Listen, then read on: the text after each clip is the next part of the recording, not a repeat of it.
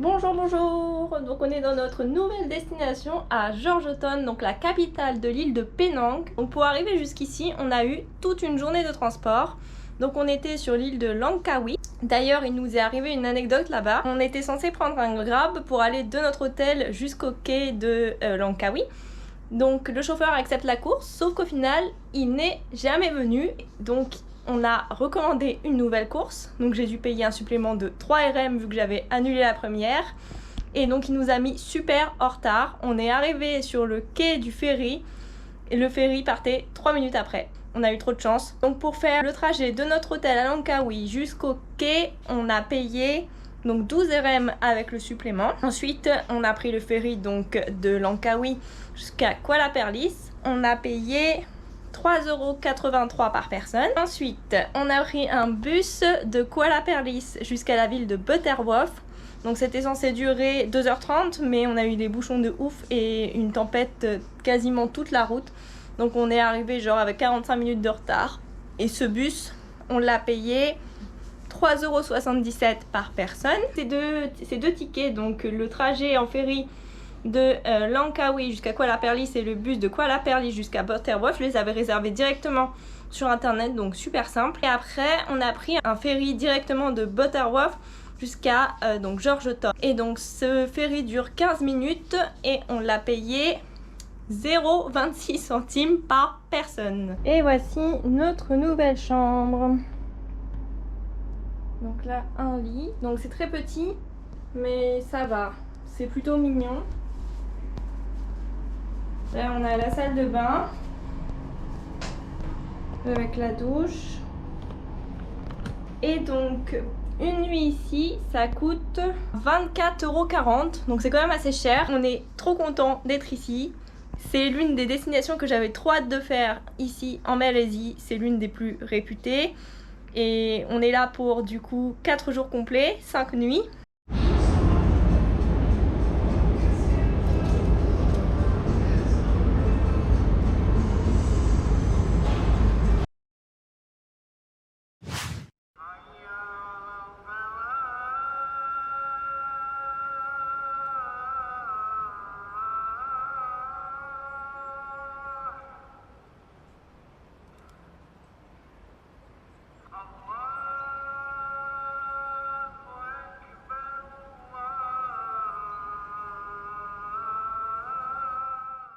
Alors du coup, aujourd'hui, on explore la ville de Georgetown. Donc Georgetown, c'est réputé surtout pour ses bâtisses qui ont une architecture particulière et son street art. Là, il est assez tôt, on s'est levé un peu plus tôt que d'habitude pour éviter qu'il y ait trop de monde parce que comme c'est très touristique, si on doit attendre à chaque tag pour prendre une photo, non merci. Et en plus on va devoir arrêter la journée genre vers 15 h parce que j'ai un petit rendez-vous assez spécial. J'ai trop hâte. Et du coup on vous emmène avec nous à la découverte de Georgetown.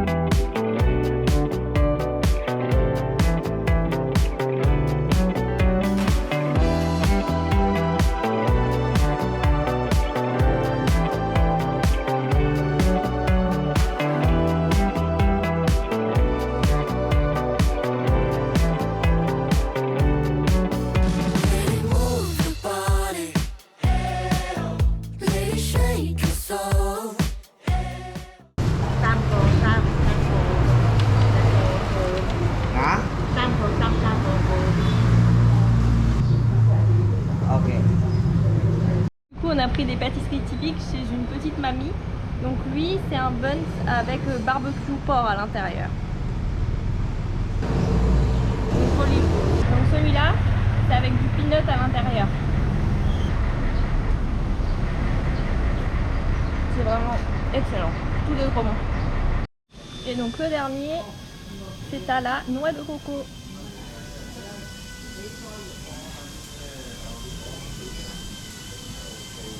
Ça n'a pas du tout un goût de noix de coco. Je sais pas ce que c'est. Goûte.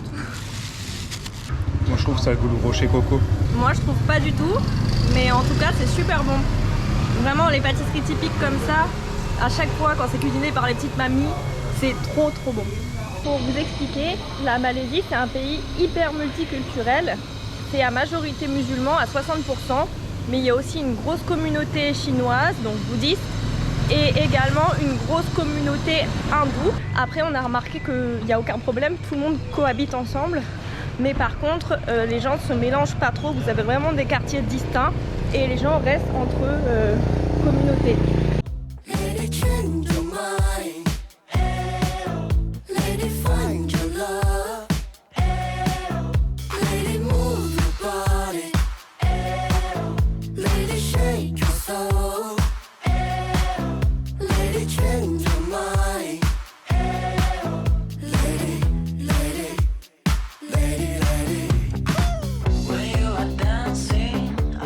Ça y est, il est bientôt 15 h, je suis en chemin pour aller à mon rendez-vous, j'ai juste trop hâte.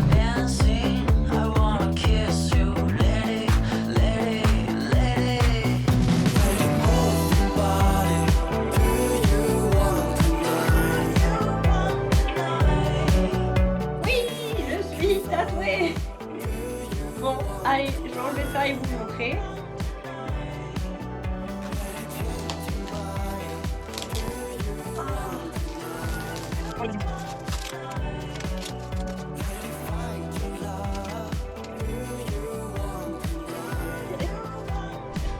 Et voici. Donc là j'ai le mandala et elle a fait aussi toute la pièce qui est juste ici.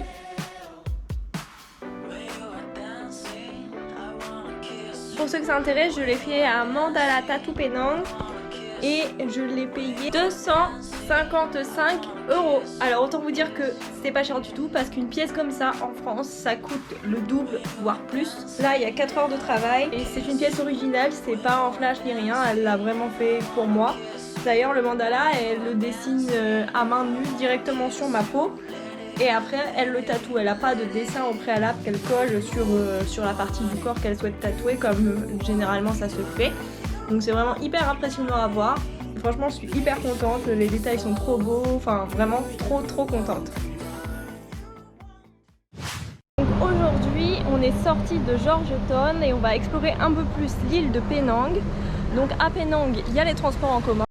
Donc on a pris le bus directement à Georgetown. Il faut savoir pour le bus on peut payer uniquement en cash et ils ne rendent pas la monnaie. Et on commence par la visite d'un temple qui est tout là-haut.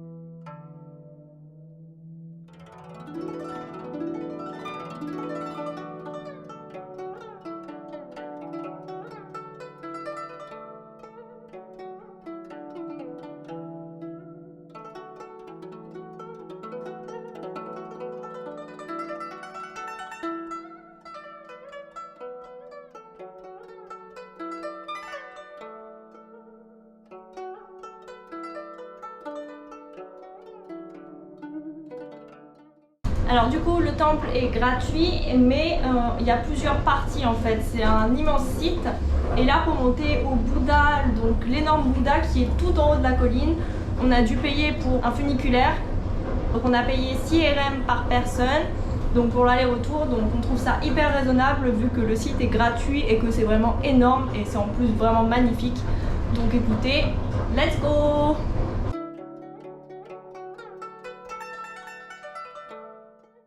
J'ai oublié de vous parler des tarifs du bus. Donc là on a payé 1,40 € par personne pour venir et en fait ça dépend du nombre de kilomètres que vous faites.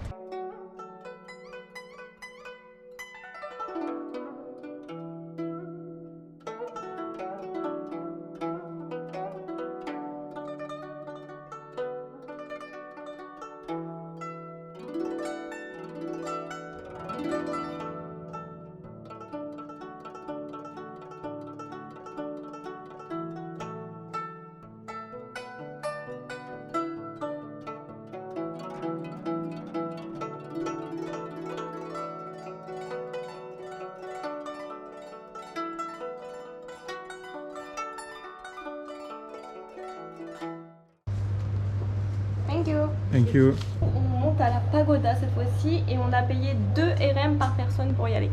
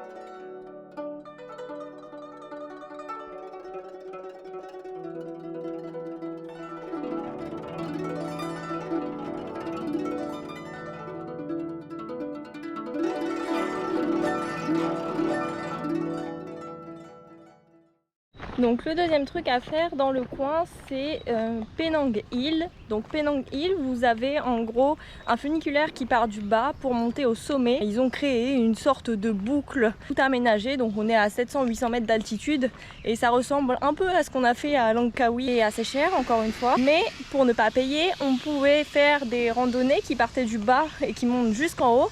Donc la randonnée dure à peu près 1 heure en côte évidemment. Sauf qu'on a décidé de pas la faire non plus. En fait, il fait vraiment chaud aujourd'hui, donc c'est un peu dur là. On est resté 2 heures au temple ce matin. Autant vous dire qu'on a déjà pas mal marché.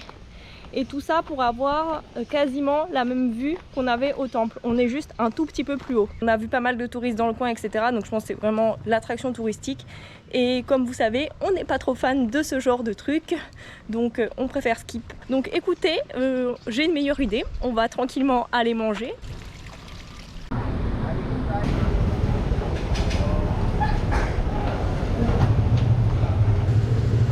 Thank you. On a trouvé un petit food court qui a l'air bien sympathique sur le chemin avant de retourner dans Georgetown. Donc on a payé 28 RM pour les 2 assiettes. On se servait sous forme de buffet.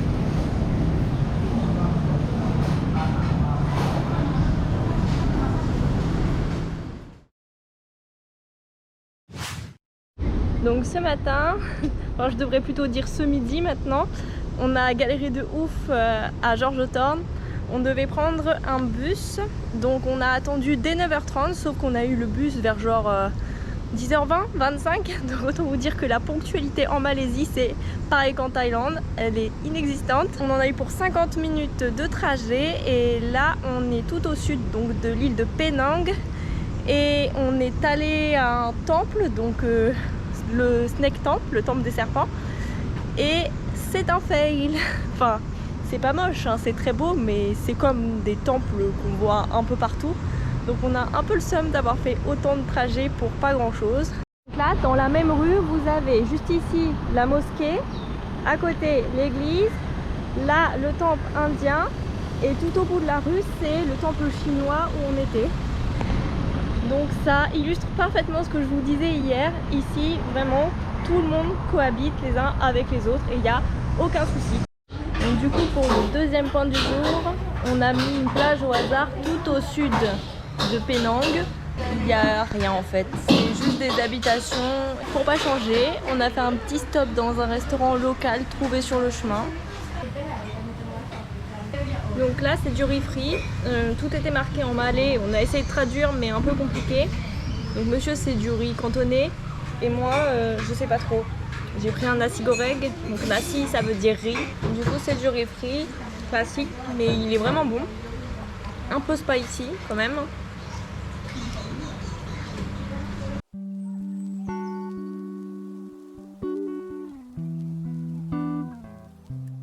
On a payé 6 ringgit pour un plat, donc pas cher du tout, mais comme souvent dès qu'on s'éloigne des lieux touristiques et qu'on va dans les boui-boui, ça ne coûte rien. Donc bon, un peu un fail aujourd'hui cette journée, mais bon c'est pas grave. Et c'est aussi ça le jeu, quand on sort des sentiers touristiques, malheureusement on sait pas ce qu'on va trouver. Des fois on trouve des endroits magnifiques, sans personne, etc. Et des fois bah il n'y a pas grand chose, comme c'est le cas aujourd'hui. Pour commencer la journée, on est au parc national de Penang. donc tout au nord-ouest de l'île. On a mis 45 minutes en bus pour venir jusqu'ici et comme vous le voyez, on est sous la pluie pour le moment. Donc là, on est parti pour randonner. Donc il faut savoir que l'entrée est gratuite, ce qui est rare hein, pour un parc national. Généralement, les entrées sont payantes. Donc c'est parti!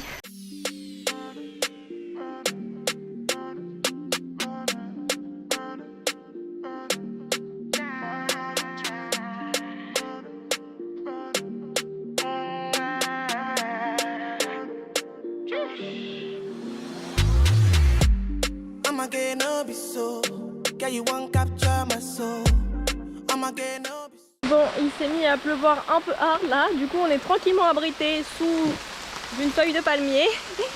Mais en fait le gros problème c'est que avec la pluie c'est hyper humide et du coup c'est hyper pesant.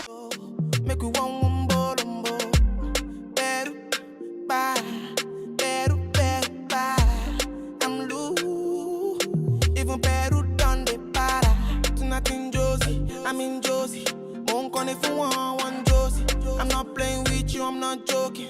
My thought album is loaded. Me, you can fight up, but I'm on molly. I'm on duty, but I'm on low-key. They want do me, they want do me. They want do me, cause they want do me. When you won't want me, when you won't want me.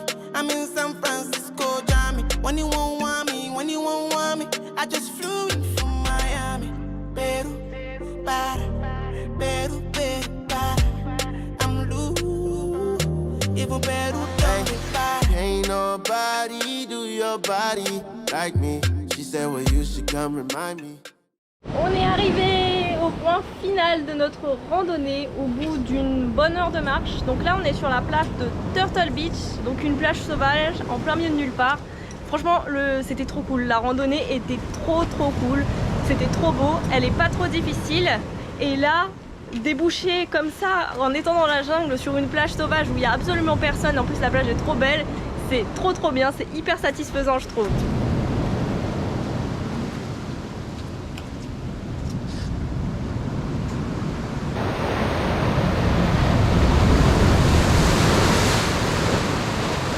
You know exactly where to find me, but I've been looking for you. Pick up the phone, the least you can do.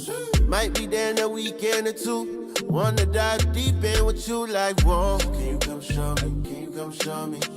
Everything that you told me. You said you want me, you're not the only one trying to control me. I've been wanting you so bad that you might make me backtrack. Might just fly away, just touch down from MIA.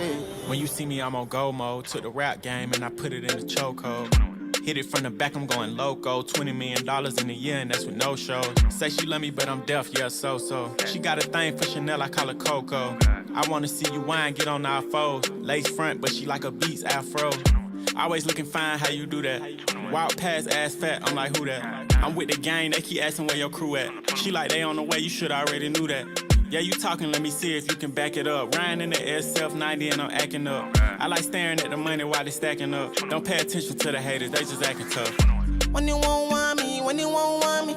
I'm in San Francisco, Jammy. When you won't want me, when you won't. Et c'est la fin de la randonnée. Donc en tout, on est parti à 11 h et là on vient de revenir en bas et il est 15 h 03. Donc ça a pris 4 heures en tout parce qu'on s'est arrêté aussi pas mal de temps sur la plage. Franchement, trop bien. Je recommande à 1000%. C'était hyper cool. Et là, écoutez, vous nous connaissez. Il est grand temps d'aller manger.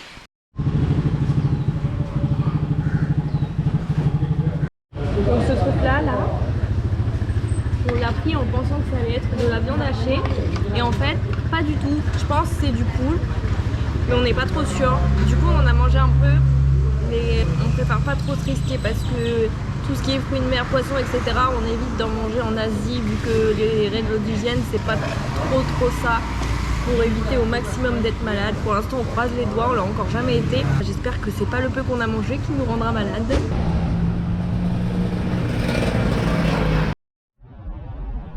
Là on a complètement changé de quartier, on est de retour dans Georgetown mais on est dans le quartier riche entre guillemets. Donc de base il était censé avoir une jetée où on pouvait marcher et avoir la vue sur les immeubles que vous voyez juste là derrière moi.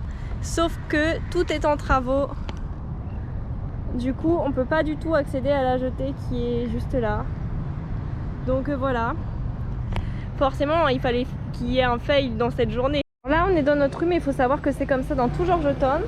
Vous avez à chaque fois des fossés comme ça, donc c'est les canalisations hein, mais qui sont à l'air libre et vous avez des passages là.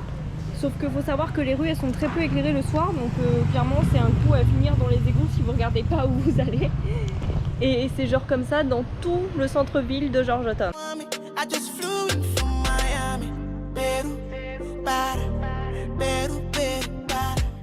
Et je vous retrouve ici pour faire la conclusion sur ces 4 jours à Georgetown et ces 4 jours sur l'île de Penang. Donc déjà, il faut savoir que mon monsieur et moi, on n'est pas du même avis.